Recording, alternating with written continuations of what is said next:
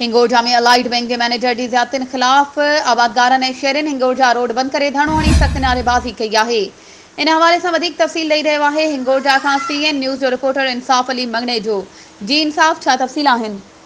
हाँ जी बिल्कुल, मैं तव्हांखे ॿुधाईंदो वञां त हिंगोरजा अलाइड बैंक जे साम्हूं आबादगारनि ऐं लोकल अवाम जेको आहे सो अलाइड बैंक जे अॻियां धरणो हयो आहे, एहतजाजी मुज़ाहिरो करे सख़्त नारेबाज़ी कई आहे। उन्हनि जो चवणु हुयो त असां आबादगार ऐं लोकल अवाम गॾिजी करे अलाइड बैंक ॾे हफ़्तो थी वियो आहे मुकमिल लाॻीतो पंधु कयूं पिया। हिकु त असां आबादगारनि खे फूड इंस्पेक्टर ने ॿिनि हथनि सां लुटियो ई फुड़ियो आहे ऐं असांखे कंगाल करे छॾियो आहे। ॿिए तरफ़ जॾहिं त अलाइड बैंक जे ज़ुल्मनि ख़िलाफ़ असां अॼु मजबूर थी रोड ते निकिरी आया आहियूं। जेको मेन रोड आहे हिंगोरजा शहर बाज़ार मां जेको अचे पियो नेशनल हाईवे तोड़े हिंगोरजा खे मिलाईंदड़ रोड आहे, अलाइड बैंक जे साम्हूं आहे बिल्कुलु।